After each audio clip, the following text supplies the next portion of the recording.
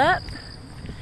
It is Nyota, your adaptability coach and leadership strategist, giving you tips and tricks on being more adaptable, using your hard-earned skills to be more adaptable in your homes, your families, your careers. Today's lesson in adaptability is brought to you by my Under Armour walking app.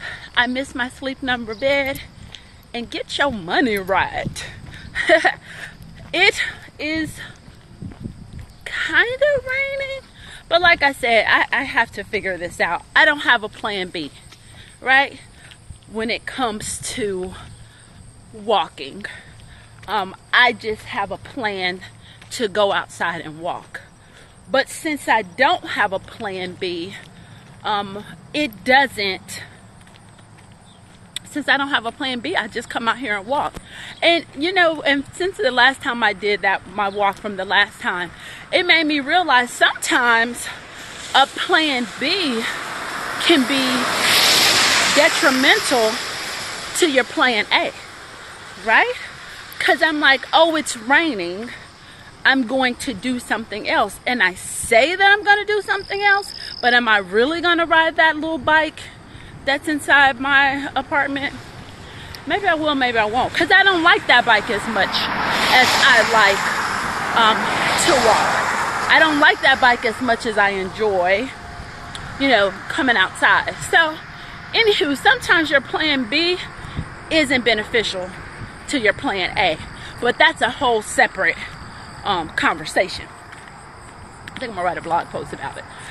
But anywho, we've been doing a series on are you willing to transform? And it comes from my VETS framework of values, vision, entrepreneurship, transformation, quality of life, self-care, self-love. And we are talking about the pillar of transformation. Are you willing to transform? We've talked about transforming in your emotional health, transforming in your physical health, and today we're going to talk about transforming in your financial health. And what can that mean for you? Being financially healthy is based on a series of factors, just like other indicators of health. It looks at things like your credit. It looks at things like your debt. It looks at things like the amount of money that you have coming in. Of course, the amount of money that you're going out. It looks at things like insurance. It also looks at like your investments, right? And it looks like, and when I say credit, that's your credit worthiness, your credit score, your ability to be able to borrow money and get really good interest rates, being able to take advantage of things like what's going on now, like the mortgage rates are dropping. So being able to do things like refinance your home for lower interest rates, those things, and the amount of money that you have, investments, do you have healthy quality investments? Those are some of the things that are considered when we're looking at financial health.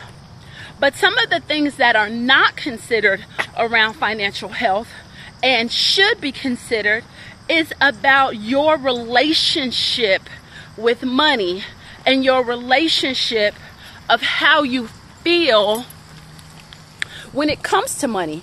How do you feel about giving money and receiving money, and your mindset around money?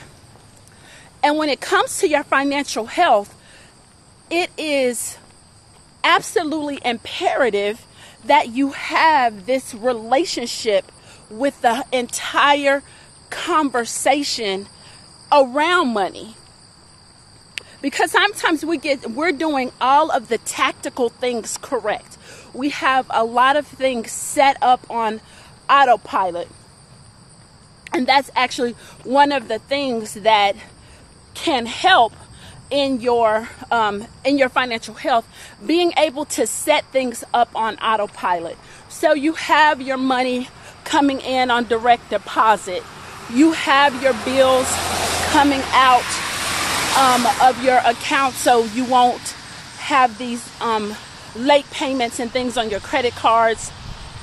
All of your utilities, all of those things are coming out on autopilot. So that is definitely one thing that you can do to help start a good habit of paying your bills and things on time, is by putting those things on autopilot and being able to help maintain the consistency you have around paying your bills and things on time. So being able to put those things on autopilot is definitely one of the indicators. 2, get a financial professional in your life, in your financial life, to help you be able to set that financial structure up inside of your business. Sometimes we just don't know what we just don't know. We didn't really talk about financial matters in that way when I was growing up at home. We didn't talk about, even the conversation around paying, I'm over the bridge, the conversation around paying your tithes, but what about the rest of the money, right? So, it was the 10% to your tithes, but it should have been the 10% around your savings. It should have been the money that we were investing. It should have been the money that we were paying out to bills. And that's not a conversation. Those aren't conversations we had when I was growing up. So get a financial professional to help you set up that structure and be able to maintain that structure. Someone to help you with your investments, to help you set up your QuickBooks if you are in business, or be able to get some of these handy, really cool apps like Mint and Credit Karma, and be able to check and see what your finances are doing. One of the indicators of someone that has really good financial hygiene is they actually check their checking or savings accounts. They check their accounts daily. They check those accounts daily, because when you are keeping your eye on things and you're measuring things, those things, when things are measured, they grow, because you're making a mental note to pay attention to that. So get a financial professional and get one of those handy little apps like Credit Karma or Mint or something like that kind of can help you manage it without having to go to all of your bank accounts. Okay. Now in that conversation is about your insurance. Decide if you're overpaying on insurance. A lot of us overpay on insurance because we do like how we do with beauty products. More has to be better, right? But sometimes it's not beneficial to be overly insured. So check with a professional in that area of your life also. And also when we're talking about your investments, talk to a professional, or, really put in some research with someone that what they're doing. If you're getting into Bitcoins and crypto coins, investing in real estate and those sort of things, and just like anything else, just like your health, you would go to a doctor, or you would go to, or with your physical health, you would want to go to a coach to help you with your physical, with your workout, with the trainer. You also want to have a financial trainer, right? So make sure you're doing those things to put yourself in a good condition. Because a lot of times we think we know what we're doing, but sometimes we just don't. And don't be afraid or beyond to ask for help. And this also leads into ask for help, right? So this leads into the last topic of financial health that I'm going to talk about, and it's around mindset. Sometimes we don't have the mindset to be abundant. We don't have the mindset to be wealthy. And even if we have these tactics in place, we look up and all of our money is gone, or we hold on to money so tightly that we don't have a positive relationship around money. And there's a lot of work that we unknowingly need to do around our money mindset. And this money mindset can be handed down to us through the generations. It's normally something that you pick up along the way from your parents, from your relatives, from your friends, right, about your money mindset. And so around money mindset, it is important that you have people in your circle that have a positive relationship with money.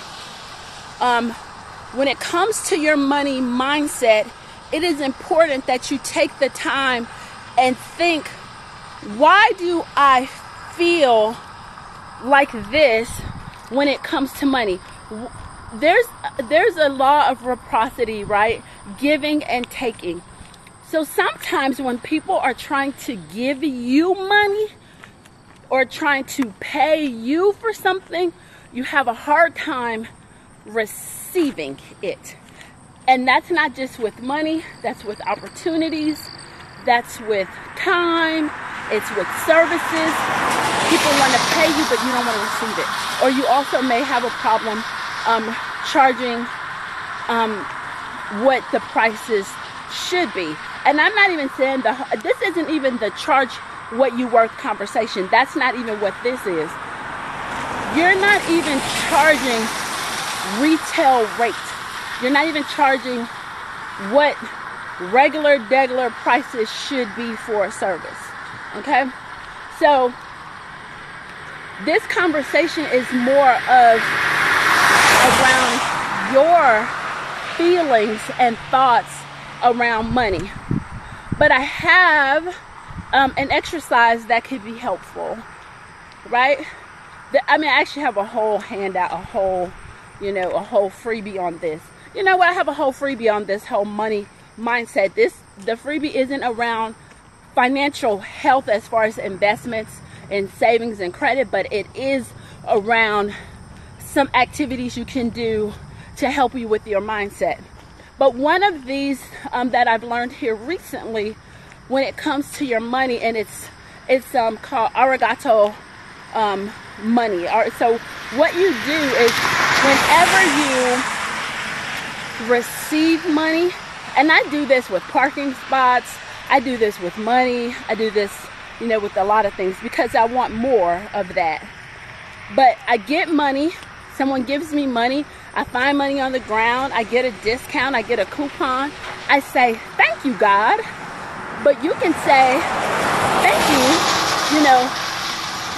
whoever you say, thank you, universe. I say, thank you, God. I say, thank you, God. But also I'm thankful that I'm able to pay a bill, that I'm able to buy French fries, that I'm able to put gas in the car. So that has been the new twist for me. Thank you, God, that I'm able to put gas in the car, right? Thank you, God, that I'm able to pay my bills. Thank God I had the money to be able to take care of this thing, right? So when you're paying out and when you're also receiving, take that time to just thank God, universe, higher power, spirit, whomever you think that higher power is, right? And I thank them because I haven't always been able to, spend the way that I do or even receive the way that I do. So take the time to thank God around that. Okay. So I'll put the link to that freebie around I'll put the link to that freebie around money mindset. And so you can just click on that link and get that. It has some really cool exercises like looking at your wallet. Like, where does your money live? Does that look like garbage? Like, really setting up an environment where your money is comfortable. Like, would you want to stay somewhere where you're not comfortable? Of course not. You don't want to be where you're not welcome. And your money is the same way. Okay? So just doing a recap, click on that link to get that freebie around mindset. Number one, get some help, right? Get some financial help. Set up your links and things for Credit Karma, as far as your insurance, things like that. Don't try to do it by yourself, because we don't have to. We don't have to do it. We don't have to do it alone. Just taking the time to have the mindset, or building that relationship around money, having that conversation, and really be noticing how you feel about money. Financial health is health. And if you're not healthy in these matters of money, those things start to seep over into your physical health, seep over into your emotional health. So take the time to, build that relationship with money. Okay? So this has been Nyota, walking in the rain, Gordon, your adaptability coach and leadership strategist, giving you tips and tricks on being more adaptable, using those hard-earned skills that you've learned already. And these things around being willing to transform, these are skills that you can upgrade. It has been awesome spending time with you. I appreciate you watching these videos. I swear they're getting longer by the second, but I appreciate you taking the time to watch this video. And thank you. Share this with your friends. Like, comment, subscribe. Click my link in the bio and get this freebie if you're on Instagram. It's been awesome. Be amazing.